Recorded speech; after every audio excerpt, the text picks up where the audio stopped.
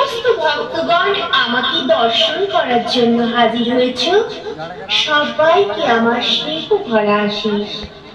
আমার সমস্ত ভক্তগণকে আশীর্বাদ করি, তোমাদের চলার পথ উজ্জ্বলময় হয়ে উঠবে, সবার পরিবার খুশিতে ভরে উঠবে, কর্মক্ষেত্রে তোমরা পাবে অগাধ সাফল্য, প্রত্যেকের সন্তান থাকবে দুঃখে ভাতে।